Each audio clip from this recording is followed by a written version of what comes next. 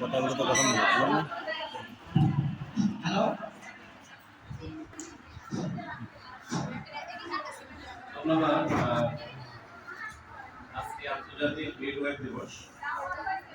5 মে 2024 পঞ্চগড়ের সমাপ্ত সভাপতি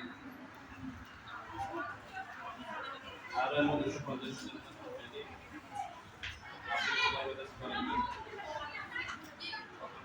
শিক্ষকবৃন্দ, আমার সামনে উপস্থিত আমার সন্তান ছাত্র ছাত্রী, আসসালামু আলাইকুম।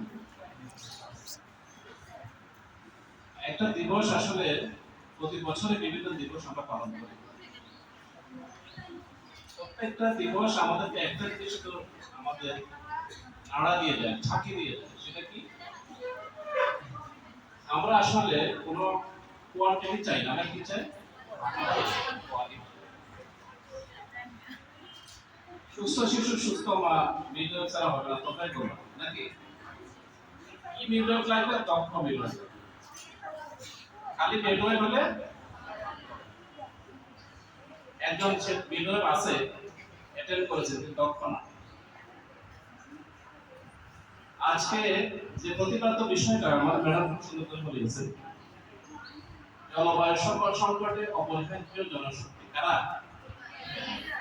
আচ্ছা, জলবায়ু সংকটের সাথে মিডওয়াইফের কি সম্পর্ক? জলবায়ু সংকটে কি হয়? আজ কি হচ্ছে? আজকে দেখো মধ্যপ্রদেশ সব বন্যা খরা, বন্যা হচ্ছে সেখানে আবুধাবি, সৌদি আরব, আর আমরা খরায় অতিষ্ঠ, জনজীবন অতিষ্ঠ, আমাদের হিট স্ট্রোকে মানুষ মারা। এই সময়ে যারা ভালনারেবল জনগোষ্ঠী, আমরা বলি ঝুঁকিপূর্ণ জনগোষ্ঠী, তারা কারা? গর্ভবতী মা, বৃদ্ধরা, শিশুরা, নানা রকমের বিভিন্ন জটিল রোগে যারা আক্রান্ত, হ্যাঁ, ডায়াবেটিস, প্রেশার, হাইপারটেনশন, সিওপিডি আমরা বলি। এই ধরনের রোগী যারা, এদের বৃদ্ধ যারা, শিশু যারা, বিশেষ করে গর্ভবতী মা এবং শিশু, কোন একটা জলবায়ু সংকটে তাদের সামনে ত্রাতা হিসেবে কারো কাছে হবে। কারণ আমাদের উদ্দেশ্য হচ্ছে একটি সুস্থ সবল মেধাবী একটি জাতি। আমাদের মাননীয় প্রধানমন্ত্রী বঙ্গবন্ধু কন্যা জননেত্রী শেখ হাসিনা 2041 সালে থেকে আমরা স্মার্ট বাংলাদেশের স্বপ্ন দেখেছি নাকি? স্মার্ট বাংলাদেশের স্বপ্ন দেখলেই তো হবে না। স্মার্ট ইঞ্জিনিয়ার লাগবে, স্মার্ট ডাক্তার লাগবে, স্মার্ট বিরোধ লাগবে, স্মার্ট নার্স লাগবে। আজকে আমাদের দেশে বিভিন্ন প্রজেক্ট হচ্ছে, কারা করে যায়? বিদেশিরা। কারা? চায়নারা, জাপানিরা। আর আমাদের দেশের সাথে সাথে ইঞ্জিনিয়ার বের হচ্ছে, ডাক্তার বের হচ্ছে। আজকে আমাদের দেশের রোগীরা কেন ভারতমুখী? ভারতের অনেকগুলি চিকিৎসা প্রতিষ্ঠান আমাদের দেশে হচ্ছে, কেন? আমরা সেই দক্ষতা দেখাতে পারছি।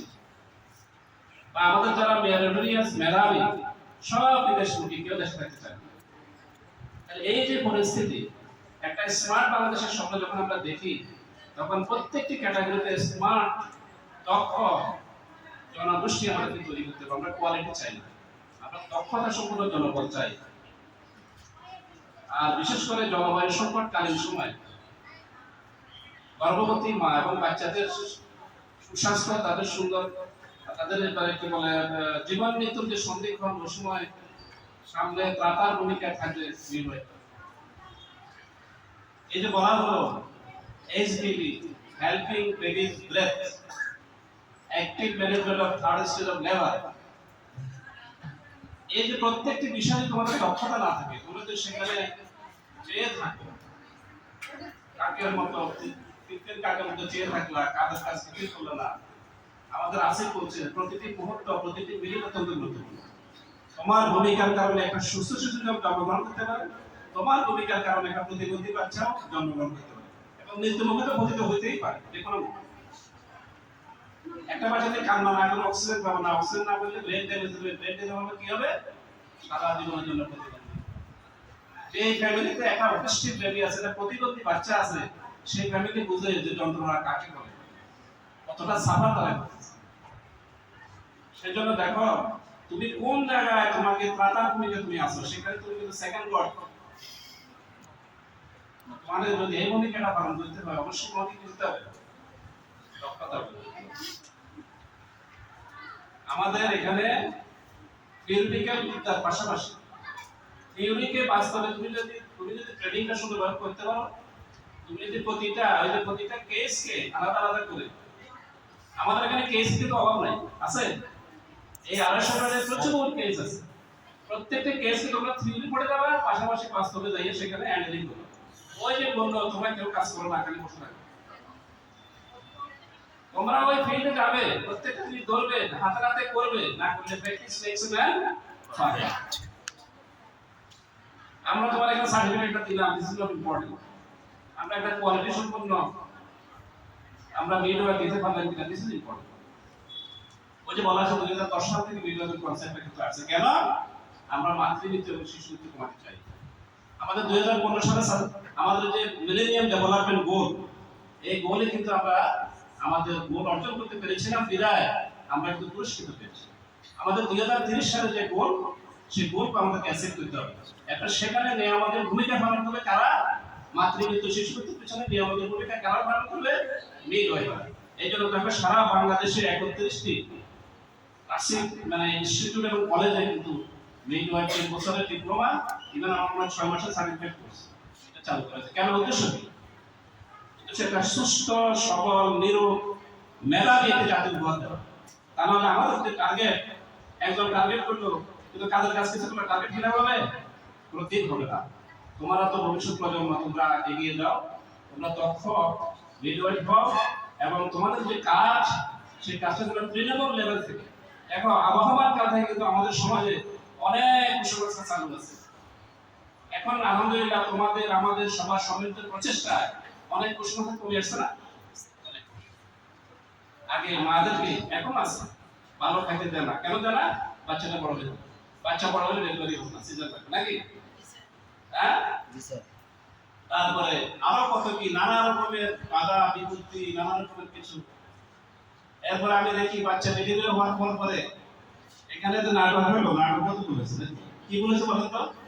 মুখে চুমা দেওয়া যাওয়া যাবে?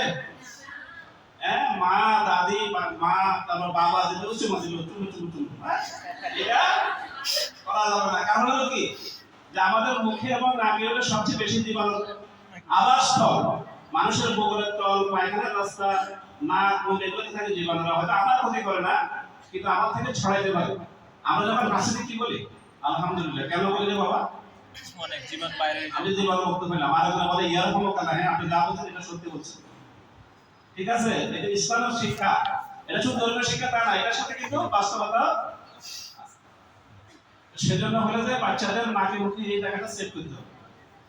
বিশেষ করে অনেক সময় দেখা যায় যে আরেকটা একটু বড় বাচ্চা, ছোটবেলা থেকে একটু, একটা তো 3 বছর 4 বছর, আর একটা হচ্ছে কেমন হয়েছে, ওইটা এসে চাবি ধরে, ওটা হচ্ছে জ্বর আছে সর্দি কাটে, এটা হচ্ছে চাবি ধরে, এটা হচ্ছে সাথে সাথে এটা রাখবে, তাই না? তো সেই জন্য এই বিষয়গুলি অত্যন্ত তোমাদের, বিশেষ করে তোমাদের এই প্রতিটি গর্ভবতী মাকে গর্ভধারণ করার আগে থেকে তাদের সঙ্গে শুরু করতে হবে। আমরা যখন একটা যখন ফসল ফলাই, আগে জমিটা ঠিক করি না, ওখানে আমরা আগাছা নিয়ে যাই, তারপরে মাটিটা পুষ্টিকর করার জন্য নানা রকম সার, বিভিন্ন কিছু আমরা দিই নাকি? তারপরে যে আমরা গাছ লাগাই, গাছটা সুস্থ থাকলে তো ফল ভালো অর্জন আসবে। সেজন্য আমরা বলি যে আমাদের বিয়ের পরে যারা নববধূ বা নবদম্পতি, তাদেরকে কিন্তু শিক্ষা মানে বিয়ে দেওয়া শুরু করতে হবে। যদি হয়, আমাদের দেশে তো 18 বছর একটা বাইন্ডিং আছে, যে 18 বছর আগে বিয়ে হবে না। যদি হয়ে যায় কারো বলা যায় ঠিক আছে, তুমি তো বয়স হতে 20 বছর, ঠিক আছে ওকে, কিন্তু 18 বছর পার করে বাচ্চাটা না। তারপরে গর্ভবতী হওয়ার পরে আমাদের যে এনসি যেগুলো আছে, অ্যান্টিনেটাল কেয়ার, এটা হলো ঠিকভাবে প্রত্যেকটা 4টা অ্যান্টিনেটাল কেয়ার ঠিকভাবে হয়। এবং সবচেয়ে বেশি ইম্পর্টেন্ট এবং সবচেয়ে যেটা দায় আমাদের, সেটা তো মানে ডেলিভারি কালীন, প্রসবকালীন প্রতিটি মুহূর্ত অত্যন্ত জরুরি। প্রতিটি অবস্থায় বাচ্চাকে কিভাবে ম্যানেজ করতে হবে, মাকে কিভাবে ম্যানেজ করতে হবে, কোন স্টেজে কি করতে হবে, অত্যন্ত দক্ষতার সহিত জায়গাগুলো তোমাদের বুঝতে হবে। একটা সার্টিফিকেট নিয়ে লাভ নাই, কোনো লাভ নাই। এই সার্টিফিকেট তোমার কোনো কিছু কাজ হবে না। সার্ভাইভাল অফ দ্য ফিটেস্ট আমরা বলি, যোগ্যতা মানে ঠিকই থাকবে, অযোগ্য হলে ধরে যাবে। সুতরাং আসো আজকের এই দিনে এখানে যদিও আমরা ইয়ার কথা বলা হয়েছে যে এই জলবায়ু সংকট, আমি বলছি সব সময় সংকট তো আছে, সংকটকালীন একটু হাইলাইট করেছে যে একটু সংকট এখন বেশি চলছে সর্বক্ষেত্রে সর্বসময়ে তৃণমূল থেকে একদম কাশ্মীর লেভেল ন্যাশনাল লেভেল পর্যন্ত তাই প্রশিক্ষিত ধাই এটা দাত্রীবিদ্যা যে মিডওয়াইফ অত্যন্ত গুরুত্বপূর্ণ এবং দক্ষ অভিজ্ঞ এবং যারা সবসময় কাউন্সিলিং করবে। আমরা তিনটা জিনিস বলি, আমরা বলি ডায়েট, ডিসিপ্লিন এন্ড ড্রাগ, আমরা তিনটা জিনিস বলি। আর একটা কথা আছে, আরেকটা কথা সিম্পথি এন্ড পিরিয়ড কাউন্সিলিং, কাছে কথা মনে আছে? এই প্রত্যেকটি কথা বলি আমরা একটা শিক্ষার সাথে তিনটা কথা বলি, ডায়েট, ডিসিপ্লিন, ড্রাগ, শৃঙ্খলা, খাদ্য এবং ওষুধ। তাহলে শৃঙ্খলা এবং খাদ্য কার কাছে? রোগীর কাছে, মায়ের কাছে। আর ওষুধটা কার কাছে? এটা তো আমি বলবো যে ওষুধ। তো সেজন্য আর ওই যে সিম্পথি এমপ্যাথি কাউন্সিলিং, এটা আমাকে তাকে অত্যন্ত যত্নের সহিত সহানুভূতির সহিত কাউন্সিলিং করতে হবে, যাতে সে প্রত্যেকটা জিনিস পালন করে মানে, তাহলে আলটিমেটলি সে একটা ভালো শিশু, একটা সুস্থ শিশু জন্ম দিবে, মাও সুস্থ থাকবে, বাচ্চাও সুস্থ থাকবে। আমরা আগামী স্মার্ট বাংলাদেশ গড়ার জন্য আমরা আমাদের লক্ষ্যস্থলে এগিয়ে যেতে পারবো ইনশাআল্লাহ। সবাইকে আজকের দিনের যে বিষয়বস্তু এটাকে ধারণ করে লালন করে আমরা যেন এগিয়ে যেতে পারি। আজকে তোমরা যে সুন্দর অনুষ্ঠান আমাদেরকে উপহার দিয়েছো, আমি অনেক উপভোগ করেছি। তোমাদের বক্তব্য, তোমাদের কবিতা আবৃত্তি, তোমাদের যে নাটক, যে অভিনয়, প্রত্যেকটা যে সুন্দর সুন্দর ছিল। এখন এই অনুষ্ঠান করার জন্য যেখান থেকে তোমরা পরিশ্রম করেছো, সবাইকে ধন্যবাদ জানিয়ে আমার বক্তব্য শেষ করছি।